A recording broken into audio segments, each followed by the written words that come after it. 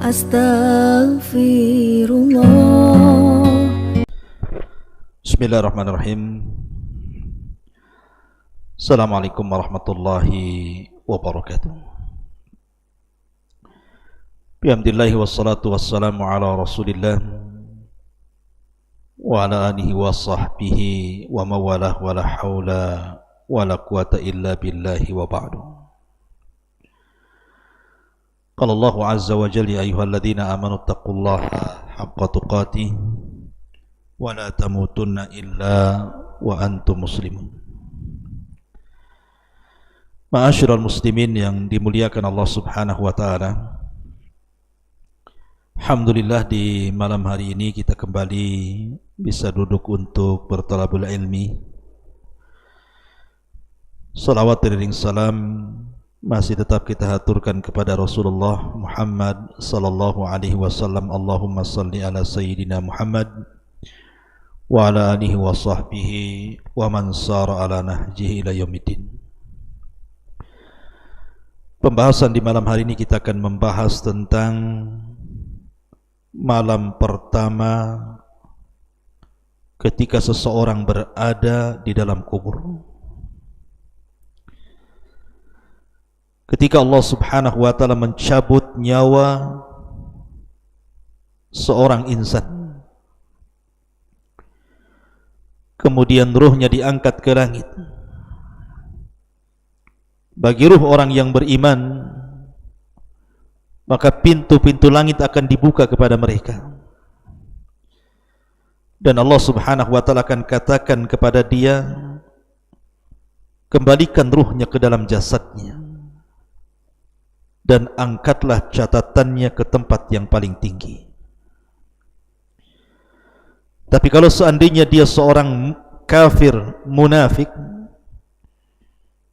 jangankan lagi pintu langit kedua, ketiga sampai ketujuh, langit pertama pun tidak akan dibuka kepada orang kafir itu. Ketika ruh orang kafir ini terkafan dengan kafan dari neraka dan memiliki bau busuk yang luar biasa, dinaikkan para malaikat ke langit, maka penjaga pintu langit yang pertama tidak mau membukakan pintunya. Sehingga Allah Subhanahu wa taala firmankan, la tufattahu lahu abwabus sama wa la yadkhulunal jannah hatta yalijal jamalu fi samil khiyat. Di mana pintu-pintu itu tidak akan dibuka kepada mereka, maksudnya pintu-pintu langit, dan mereka tidak akan dimasukkan ke dalam surga sampai ada cerita unta masuk ke liang jarum. Maka ruh itu kemudian dikatakan, lemparkan ruh ini ke dalam jasadnya dan letakkan catatan di tempat yang paling rendah di sijil. Ma'asyiral muslimin yang dimuliakan Allah Azza wa Jalla, ketika ruh sudah kembali dalam jasad dalam kuburan itu, apa yang terjadi? Peristiwa apa yang berlaku? Ma'asyiral muslimin yang dimuliakan Allah Subhanahu wa taala, maka ulama mengatakan bahwa manusia ketika di malam hari atau malam pertama dalam kuburan tidak lepas daripada 4 perkara. Pertama, dhammatul qabri, yang disebut dengan himpitan kuburan. Yang kedua, fitnatul qabri, fitnah kubur yang disebut dengan su'alu malakaini, pertanyaan 2 malaikat, Munkar dan Nakir. Kemudian yang ketiga, azabul qabri, azab kubur. Dan yang terakhir, ni'matul qabri, nikmat kubur. Baru orang ini apakah kemudian dilapangkan kuburnya atau disempitkan kuburnya, tergantung kemana arahnya, kepada azab kubur ataukah nikmat kubur. Ma'asyiral muslimin yang dimuliakan Allah Subhanahu wa taala, setiap manusia, apakah Anda mukmin ataukah Anda kafir, maka setiap manusia yang dimasukkan ke dalam kuburan pasti akan mendapatkan himpitan yang disebut dengan dhammatul qabri, himpatan kuburan. Saya, Anda, siapapun, bahkan orang mulia sekalipun, mereka tetap akan mendapatkan himpitan kuburan, kecuali para nabi, terutama nabi kita yang mulia alaihi salatu wassalam, karena dia maksum. Perhatikan sebuah hadis ketika Nabi SAW menghadiri kematian Sa'ad ibn Mu'adz, yang saat kematiannya kata Nabi SAW, turun para malaikat sebanyak 70.000 malaikat yang tidak pernah turun sebelumnya untuk menyaksikan kematian Sa'ad ibn Mu'adz ini. Bahkan arsy Allah Subhanahu wa taala tergoncang karena kematiannya. Ya, wajar karena Sa'ad pemimpin Aus, pelopor dakwah bagi kabilahnya. Bahkan juga dia termasuk para pemimpin dari Bani Quraidah, dan dia pula yang menyebabkan banyak orang-orang Ansar masuk Islam. Makanya wajar kematiannya menggetarkan arsy Allah Subhanahu wa taala. Akan tapi apa yang terjadi? Nabi SAW ketika melihat Sa'ad ibn Mu'adz ini,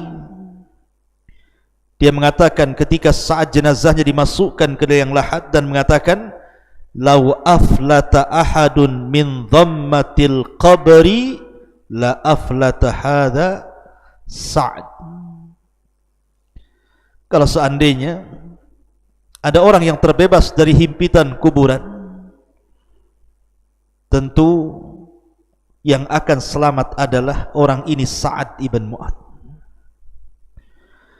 Ma'asyiral muslimin yang dimuliakan Allah Azza wa Jalla, dalam riwayat, "Inna lil qabri dhaghtatan law kana ahadun najian minha la naja Sa'd ibn Mu'adz." Sesungguhnya kuburan itu ada himpitan. Kalaulah seseorang kemudian selamat dari himpitan itu, tentulah Sa'ad ibn Mu'adz lebih berhak untuk selamat dari himpitan, karena dia orang yang mulia, memiliki kedudukan yang luar biasa di dalam Islam. Bahkan bayi yang belum berdosa sekalipun, kata Nabi SAW, kalau seandainya ada orang selamat dari himpitan kubur, tentu bayi inilah yang harusnya diselamatkan karena belum melakukan dosa apapun. Ma'asyiral muslimin yang dimuliakan Allah Subhanahu wa taala, tentu Anda harus bedakan antara himpitan kuburan bagi orang-orang yang beriman dengan himpitan kuburan bagi orang-orang kafir. Sebab himpitan kuburan bagi orang-orang yang beriman adalah himpitan rahmah, kasih sayang. Ya, setiap himpitan pasti ada rasa sakit, tapi sakit yang dialami oleh seorang mukmin saat ada himpitan itu, sebagaimana dikatakan Imam Zahabi rahimahullahu taala, hadhihi dhammatu laysat min adzabil qabri. Himpitan itu bukan bagian daripada azab kubur, bal huwa amrun yajiduhul mu'min kama yajidu alamun faqada walada.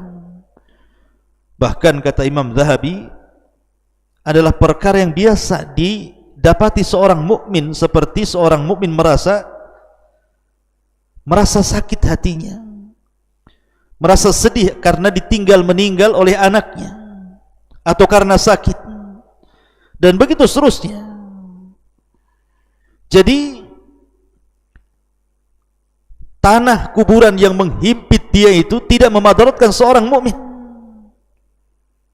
Bahkan dikatakan oleh Imam As-Sa'di rahimahullahu taala, la yanju min dhammatil qabri salihun wala talihun ghaira anna al-farqa bainal muslimi wal kafiri fiha dawamu dhaghti lil kafir wa husul hadhil halati lil mu'min fi awwali nuzulihi ilal qabri thumma yafsahu lahu.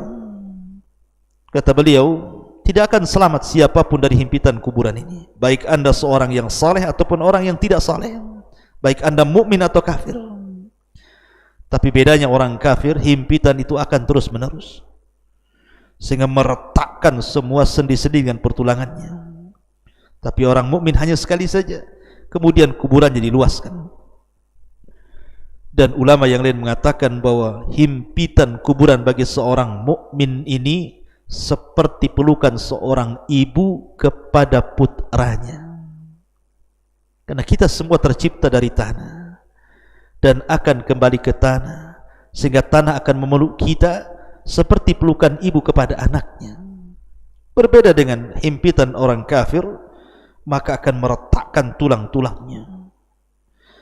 Ma'asyiral muslimin yang dimuliakan Allah Subhanahu wa taala, inilah kejadian pertama ketika anda masuk kuburan. Ketika ruh disatukan oleh Allah Azza wa Jalla, ruh dan jasad, maka kuburan akan menyempit, dan orang-orang fasik, ahli maksiat, para pelaku dosa besar, maka mereka akan diretakkan tulang-tulangnya. Mereka akan menjerit kesakitan. Mereka akan melolong-lolong meminta pertolongan. Tapi siapa yang bisa mendengar ucapannya? Manusia tidak ada yang bisa mendengar ucapan orang-orang yang dikubur kecuali binatang. Karena kalau seandainya manusia bisa mendengarkan lolongan orang-orang yang dikubur, tentu mereka akan merasa takut. Ma'asyiral muslimin yang dimuliakan Allah, tapi seorang mukmin tidak demikian. Dia hanya mengalami sakit sedikit, kemudian setelah itu kemudian kuburannya akan diluaskan kembali. Itulah himpitan kuburan. Dan itu yang pertama kali terjadi ketika anda masuk ke dalam liang lahat, ke dalam kuburan itu. Baru setelah itu datanglah dua malaikat, malaikat Munkar dan Nakir, bertanya, man rabbuk, siapa Rabbmu, wa man nabiyuk, siapa nabimu, wa madinuk, apa agamamu. Kalau dia seorang mukmin, maka Allah Subhanahu wa taala firmankan, yusabbitullahu alladhina amanu bil qawli tsabit fil hayati dunya wa fil akhirah. Allah akan tetapkan jawaban seorang mukmin itu dengan jawaban yang mantap baik di dunia ataupun di akhirat. Ketika ditanya siapa Rabbmu, dia akan mengatakan Allah. Ketika ditanya siapa nabimu, dia akan mengatakan Muhammad sallallahu alaihi wasallam. Dan ketika ditanya siapa atau apa agamamu, maka dengan tegas dia mengatakan Islam. Itulah simbol kita selama masa hidup. Raditu billahi rabba wa bil islami dina wa bi Muhammadin nabiyya wa rasulah. Tapi kalau dia orang kafir atau munafik atau fasik, maka dia mengatakan la adri, aku tidak tahu. Qultu kama qalan nas, aku hanya mengucapkan persis yang diucapkan manusia. Akhirnya kemudian dia pun dipukul dengan gada yang sangat besar, yang kalau seandainya pukulan itu diletakkan di gunung Uhud, cukup menghancurkan Uhud itu. Saking kerasnya, bagaimana kalau dipukulkan di atas kepala kita. Ma'asyiral muslimin yang dimuliakan Allah Subhanahu wa taala, kalau memang dia seorang mukmin dan bisa menjawab, maka akan datang teriakan dari langit, an sadaqa abdi, hambaku telah benar. Kemudian bentangkan kepadanya kuburannya, bukakan pintu-pintu sorga kepadanya, masukkan hawa sorga ke dalamnya, bawakan makanan, minuman dan pakaian dari sorga untuknya. Dan dia merasakan apa yang disebut dengan ni'matul kubur. Disitulah datang orang yang sangat tampan, baik, ngajak bicara, lupa waktu. Tiba-tiba kiamat sudah akan dibangkitkan. Dia mengatakan, ya Rabb, aqimis sa'ah, ya Rabb, segerakan bangkitkan kiamat supaya aku bisa kembali kepada harta dan keluargaku. Tapi orang kafir, orang fasik, dia tidak bisa menjawab, sehingga dia akan terus dihimpit dalam kuburan itu dan mendapatkan azab kubur. ruhnya setiap hari keluar masuk neraka, naudzubillah. Ma'asyiral muslimin yang dimuliakan Allah Subhanahu wa taala, dari sini terjadi ardu makanihi alaihi fil jannati awin nar. Kalau orang sudah ditentukan yang satu mendapatkan nikmat kubur, yang satu mendapatkan azab kubur, maka akan ditampakkan kepadanya gambaran-gambaran tempat duduk dia di mana, di surgakah dia, di nerakakah dia. Makanya kenapa Nabi SAW mengatakan, inna ahadakum idza mata uridu alaihi maq'aduhu bil ghadati wal ashi, in kana min ahlil jannah famin ahlil jannah, wa in kana min ahlin famin ahlin nar, fa yuqalu hadza maq'aduka hatta yab'atsaka Allahu yaumal qiyamah. Apabila salah seorang di antara kalian meninggal, ditampakkan tempat duduknya setiap pagi dan petang. Kalau dia termasuk penduduk sorga, ditampakkan sorga padanya. Kalau dia termasuk penduduk neraka, ditampakkan neraka padanya. Dan dikatakan itulah tempat dudukmu yang Allah akan tempatkan kau pada hari kiamat. Na'udzubillah. Ma'asyiral muslimin yang dimuliakan Allah Subhanahu wa ta'ala, kita hanya bisa berdoa kepada Allah Subhanahu wa ta'ala, semoga kita diselamatkan daripada fitnah kubur, diselamatkan daripada azab kubur. Makanya kita disuruh berdoa sebelum salat dari beberapa fitnah. Salah satunya adalah fitnah kubur, karena fitnah kubur ini bisa saja riyad, raudun min riyadil jannah, atau hufrun min hufarin nar. Bisa sebuah taman yang akan mengantarkan anda ke surga, atau mungkin lubang yang bisa akan menjerumuskan anda ke dalam neraka. Iyadzan billah. Mudah-mudahan ada manfaatnya. Kita berlindung kepada Allah Azza wa Jalla dari fitnah kubur dan azab kubur. Subhanakallah bihamdika asyhadu an la ilaha illa anta astaghfiruka wa atubu ilaik. Allahu ta'ala. Assalamualaikum warahmatullahi wabarakatuh.